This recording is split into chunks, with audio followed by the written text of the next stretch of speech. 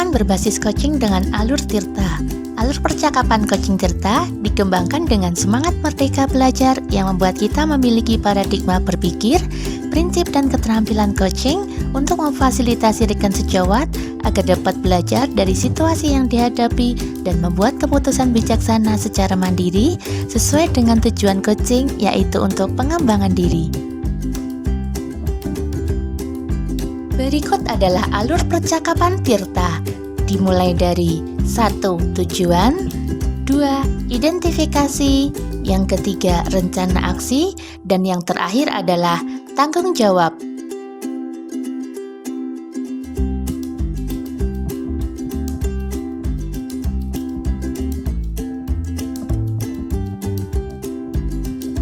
Assalamualaikum warahmatullahi wabarakatuh. Perkenalkan. Waalaikumsalam warahmatullahi wabarakatuh.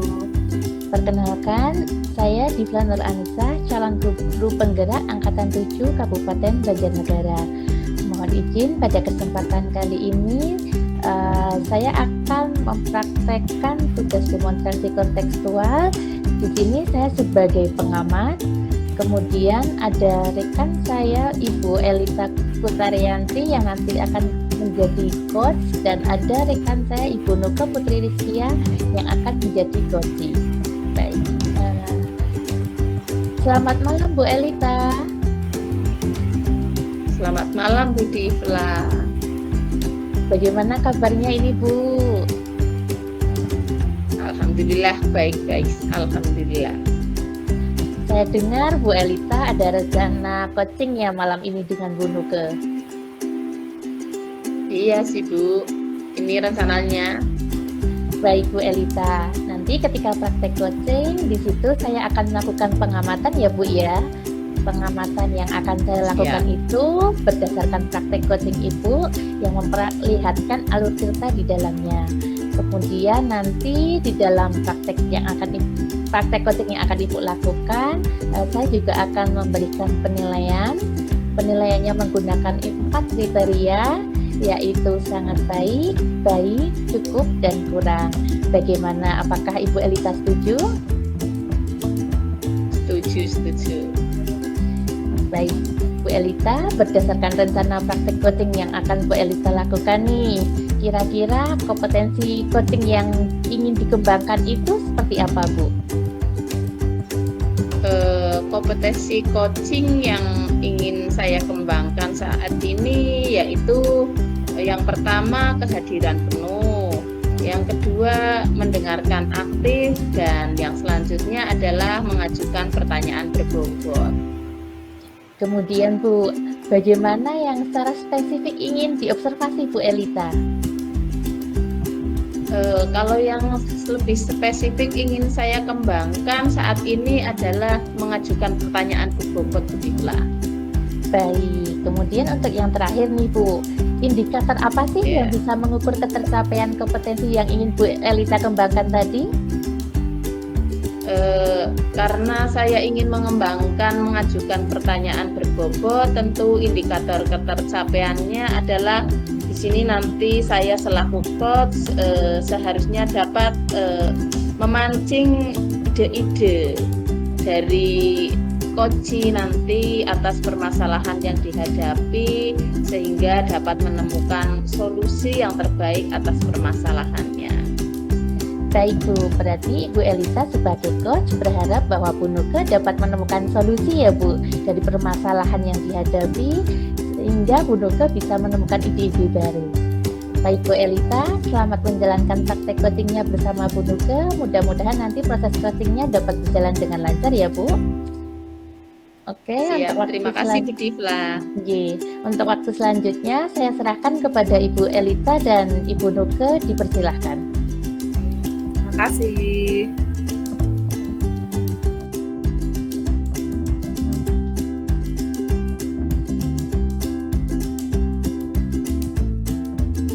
Assalamualaikum Bu Nuke. Waalaikumsalam Bu Elita. Bagaimana nih Bu Nuke kabarnya hari ini? Hari ini alhamdulillah baik Bu, walaupun lagi galau ini. Waduh, galau. Kenapa Bu Nuke kok galau? Biasalah Bu, anak-anak rasanya itu gimana ya Bu, melihat hasil diagnosis yang kemarin saya lakukan. Oh, Bu Nuke sudah melakukan asesmen diagnosis. Iya. Kenapa sudah. sih? Wong kan sudah bagus, kok malah bingung, galau? Nah itu loh Bu, sudah melakukan sudah ya Bu. Tapi hasilnya, wah, bikin saya bingung ini loh Bu.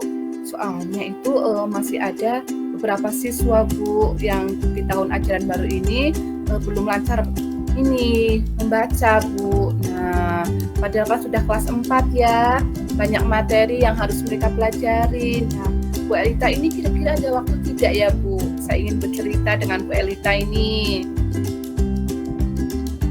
Kalau saat ini alhamdulillah aku lagi kosong, lagi nggak ada pelajaran. Yuk, bisa lah kalau Bisa ya cerita. Bu? Yuk. Gini loh, Bu. Jadi gini Bu Elita, berdasarkan hasil diagnosis awal yang kemarin saya lakukan itu, saya merasa kemampuan awal siswa kelas 4 di tahun ajaran ini tuh masih di bawah rata-rata Bu, dari siswa kelas 4 tahun kemarin seperti itu. Nah, selain itu tuh masih ada sekitar 6 siswa ini Bu yang belum lancar sekali membaca. Nah, saya kan merasa bingung ya Bu, proses pembelajaran yang seperti apa yang harus saya lakukan, saya harus memberikan layanan seperti apa agar mereka itu lancar membaca Bu dalam pembelajaran. Jadi begitu Bu Nuke. Ya, Bu. Setelah melihat hasil dari siswa-siswa Bu Nuke, apakah kira-kira Bu Nuke sudah mengkonfirmasi kepada guru kelas sebelumnya yang di kelas 3 itu? Sudah Bu. Nah, menurut Bu Dar ini, data yang saya peroleh itu sudah benar. Memang kemampuan anak yang sekarang duduk di kelas 4 itu lebih di bawah yang kelas 4 tahun kemarin Bu, yang sekarang sudah di kelas 5 dan kelas 6. Nah, nama-nama yang saya berikan juga sudah sesuai. Yang belum membaca lancar siapa, yang sudah siapa, seperti itu Bu. Oh, berarti Bu Nuke bingungnya itu proses pembelajaran seperti apa yang harus Bu Nuke lakukan, dan layanan yang harus Bu Nuke lakukan itu yang bagaimana agar 6 siswa yang tadi Bu Nuke bilang itu masih di bawah kurang lancar membaca itu tadi ya Bu. Iya. Terus kira-kira kita ngobrol hari ini Bu Nuke inginnya apa ya? Nah, betul sekali ini Bu. Saya tuh ingin mencari solusi agar pada saat besok pembelajaran sudah efektif, saya bisa memberikan pembelajaran yang tepat bagi mereka Bu.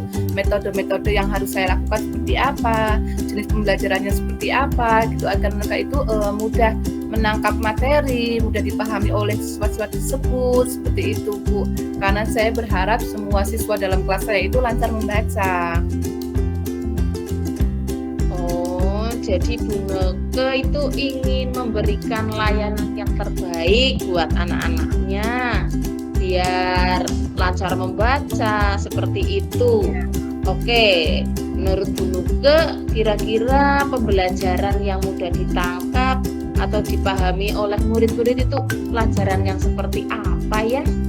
Kalau menurut saya nih Bu, pembelajaran yang mudah ditangkap atau mudah diterima dan dipahami anak itu ya pembelajaran yang berpusat pada peserta didik Bu. Kemudian menggunakan media pembelajaran yang dapat membantu siswa dalam memahami suatu materi agar tidak ada kebingungan atau kerancuan pada siswa, seperti itu. Bagus sekali Bu Nuke. Pemahaman Bu Nuke tentang pembelajaran yang ideal untuk anak itu juga sangat bagus. Terus kalau menurut Bu Nuke nih, pembelajaran yang biasa Bu Nuke lakukan pada siswa Bu Nuke itu sebelumnya jika diterapkan pada siswa yang sekarang itu kira-kira masuk apa tidak ya? Kalau menurut saya sih kurang ideal ya Bu, karena kan murid saya yang sebelumnya itu sudah lancar membaca semua. Nah, kemudian mereka juga mudah dalam memahami suatu bacaan Bu. Jadi kalau sebelumnya kan saya biasa memberikan siswa ini sebuah artikel sesuai dengan materi yang sedang dipelajari seperti itu, agar mereka mudah mendapatkan informasi tambahan tidak hanya dari buku. Selain itu juga selain artikel juga saya memutarkan video pembelajaran, Bu. Jadi agar siswa saya itu lebih mudah dalam memahami materi pembelajaran. Nah, kalau untuk video sih kayaknya masih bisa sesuai ya, Bu, untuk siswa yang sekarang. Karena kan mereka belum lancar membaca. Jadi kalau video kan mereka mendengarkan juga ya, Bu. Betul, Bu Nuke. Berarti menurut Bu Nuke itu masih bisa diterapkan ya. Kemudian nih Bu Nuke, menurut Bu Nuke pembelajaran yang ideal untuk siswa-siswa yang Bu Nuke ajar sekarang itu kira-kira pembelajaran yang seperti apa ya? Kalau menurut saya yang sesuai dengan pembelajaran yang ideal untuk siswa saat ini itu ya yang jangan terlalu banyak bacaan, Bu. Jadi siswa dalam memahami atau mempelajari suatu materi itu bisa dengan melihat video. Kemudian juga bisa melalui percobaan-percobaan sederhana. Misalkan ada cerita pendek seperti itu mungkin ya, Bu. Saya menyuruh anak membaca seperti itu mungkin ya. Wah, bagus itu Bu Nuke. Coba seumpamanya saya memberikan nilai 1 sampai 10, kira-kira untuk kemampuan dari siswa-siswa Bu Nuke saat ini tuh di rentang nilai berapa ya? Kalau untuk memberikan nilai saat ini mungkin saya akan memberikan nilai 4, Bu. Karena berdasarkan hasil tes diagnostis yang telah saya lakukan, masih sebagian besar ya dari mereka itu masih sulit untuk memahami suatu bacaan seperti itu. Apalagi masih ada siswa yang memang belum lancar membaca, Bu, dibandingkan dengan teman-teman yang lain. Seperti itu. Baik, berarti siswa Bu Nuke sekarang ini masih di rentang nilai 4. Lalu kira-kira Bu Nuke pinginnya itu siswa-siswanya itu di rentang nilai berapa ya? Nanti setelah ini misalnya pembelajaran ini kan sebentar lagi mau PTS. Kira-kira di rentang nilai berapa nanti saat PTS siswa-siswanya nilainya? Saya pinginnya, Bu, sebelum PTS ini berharap siswa bisa berada di angka 7 untuk nilainya. Nah, artinya siswa saya kan sudah semakin sedikit yang tidak lancar membaca ya, Bu. Dan materi yang telah mereka pelajari selama 3 bulan juga mungkin mereka sudah kuasai dengan baik seperti itu. Oke, Bu Nuke, bagus itu. Harus optimis ya Bu Nuke, harus optimis berhasil. Oh ya Bu Nuke, coba kira-kira Bu Nuke punya pengalaman atau tidak dalam menghadapi murid-murid yang kurang lancar membaca di tahun-tahun sebelumnya? Sebentar, Bu, saya ingat-ingat. Saya masih jadi ingat ini, Bu. Sekitar 3 tahun yang lalu ada murid saya yang juga belum lancar membaca, Bu. Nah, kemudian saya melakukan latihan-latihan membaca saat jam istirahat kedua. Saya juga berkoordinasi dengan orang-orang tua dari anak-anak tersebut untuk membimbing mereka berlatih di rumah untuk membaca seperti itu. Kemudian saya juga memberikan jam les privat, Bu. Nah, di luar jam pembelajaran. Wah, ternyata Bu Nuke sudah berpengalaman menghadapi anak-anak yang kurang lancar membaca. Nah, sekarang kira-kira yang bisa Bu Nuke lakukan agar siswa Bu Nuke pada menjelang PTS ini bisa mendapatkan nilai di rentang 7 itu loh. Mungkin yang akan saya lakukan nih, Bu, mungkin saya akan melakukan pembelajaran yang berpusat pada peserta didik ini, lebih banyak menyajikan video pembelajaran yang menggunakan media pembelajaran untuk membantu saya dalam menerangkan materi pada peserta didik. Kemudian saya juga berencana jika materi yang akan saya ajarkan memungkinkan adanya sebuah percobaan sederhana, Bu, saya akan melakukannya itu. Jadi murid yang saya akan mendapatkan informasi dari berbagai sumber, bukan hanya dengan membaca buku bacaan saja, Bu. Kayaknya seperti itu. Wah, itu sudah sangat bagus rencana Bu Nuke nih. Kemudian untuk meningkatkan kemampuan membaca siswa yang 6 itu ya Bu Nuke, yang bagaimana caranya ya Bu? Mungkin hari ini saya akan langsung berkoordinasi Bu dengan wali murid dari 6 siswa tersebut.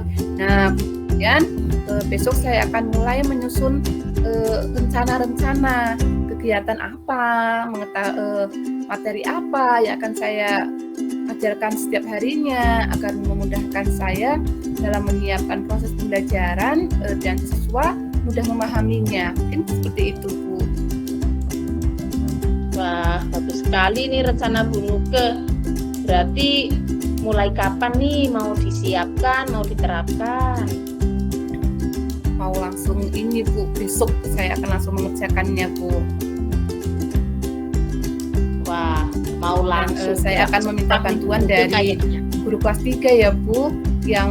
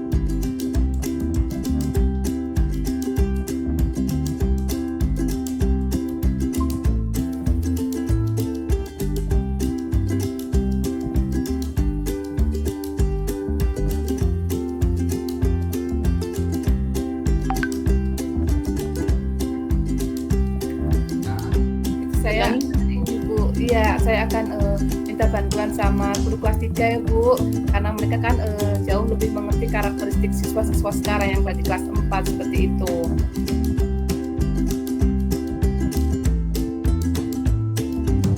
Bagus sekali itu Bu Nuke, saya sependapat itu ya.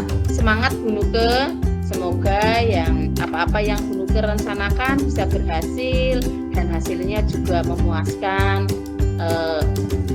Nilai-nilai dari siswa tambah meningkat, yang belum lancar membaca jadi lancar membaca. Sama-sama Bu Elita, saya juga terima kasih sekali karena sudah menyita waktu Bu Elita, dan Bu Elita sudah mau mendengarkan keluh kesah saya ya Bu, kita memberikan solusi-solusi dari permasalahan ini.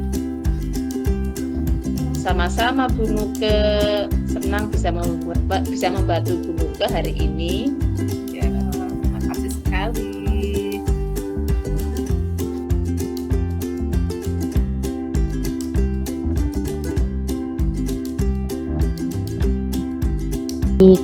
Bu Elita, alhamdulillah praktek codingnya bersama Bu Nuke sudah selesai dan berjalan dengan lancar dan sesuai dengan harapan ya Bu. Alhamdulillah Bu Difla. Bu Elita, setelah melakukan proses coding tadi nih, yang menjadi indikator pencapaian dari pengembangan yang diinginkan Bu Elita, apakah sudah tercapai Bu? Menurut saya sudah tercapai. Tadi saya sudah mengajukan beberapa pertanyaan kepada Bu Nuke, dan Bu Nuke sudah dapat menyampaikan ide-idenya untuk menyelesaikan masalah yang dialami oleh Bu Nuke, yaitu ada beberapa peserta didik yang kurang lancar dalam membaca. Iya, betul sekali. Saya juga sependapat dengan Bu Elita. Jika diperbolehkan, saya akan memberikan nilai 4 ini. Sangat baik untuk Bu Elita terhadap proses coding tadi. Bu Elita, mohon izin, saya ingin menyampaikan hasil pengamatan proses coding yang sudah Bu Elita lakukan tadi. Berdasarkan apa yang Bu Elita sampaikan di praobservasi dan dari hasil pengamatan saya pada saat proses coding yang Bu Elita lakukan tadi, secara garis besar Untuk alur tirta pada coaching tadi sudah tampak semuanya ya Bu. Dan rubrik saya juga semuanya sudah tercentang semua. Mulai dari tujuannya, kemudian identifikasinya, rencana aksi, dan tanggung jawab. Untuk alur tirta semuanya sudah tercapai. Kemudian yang kedua tadi di awal Bu Elita kan mengatakan akan mengembangkan pertanyaan berbobot ya Bu ya. Ya betul. Nah tadi dalam percakapan juga sudah tampak sekali Bu. Bu Elita sudah memberikan pertanyaan-pertanyaan yang berbobot, pertanyaan yang terbuka ya Bu ya, sehingga tergali solusi-solusi yang muncul dari potensi Bu Nuke dalam menyelesaikan masalahnya. Nah Bu Elita tadi kan sudah melaksanakan coaching ya, dan tentunya sudah tahu nih perasaan ketika menjadi coach ya Bu. Dan tadi sudah berusaha untuk mengembangkan potensi dalam diri coaching. Kemudian untuk kegiatan coaching yang akan datang lagi misalnya, kompetensi apa lagi nih yang ingin dikembangkan Bu Elita berdasarkan pengalaman Bu Elita pada coaching hari ini? Kalau kompetensi coaching yang ingin saya kembangkan ke depannya, tentunya saya ingin mendengarkan dengan aktif dan hadir secara penuh, dan juga melatih untuk mengajukan pertanyaan-pertanyaan yang lebih berbobot agar dapat lebih banyak lagi memancing ide-ide dari coach untuk menyampaikan ide-ide penyelesaian masalahnya. Baik, semangatnya luar biasa ya Bu Elita. Betul Bu Elita, ketika kita melakukan proses coaching, ketiga kompetensi inti itu harus kita kembangkan ya Bu, supaya nanti ketika Bu Elita melaksanakan proses coaching lagi, baik dengan rekan sejawat maupun dengan siswa Bu Elita dapat berjalan dengan lebih lancar lagi, dan coachingnya juga dapat menemukan solusi-solusi dari permasalahannya yang ditemukan sendiri dari potensi-potensi yang dimilikinya. Pokoknya semangat selalu Bu Elita. Terima kasih Bu Divla. Sekali lagi saya ucapkan terima kasih kepada Ibu Elita dan Bu Nuke atas coaching hari ini. Akhir kata, wassalamualaikum warahmatullahi wabarakatuh. Waalaikumsalam warahmatullahi wabarakatuh. Demikian tadi praktek coaching yang dapat saya sampaikan pada kesempatan kali ini. Terima kasih.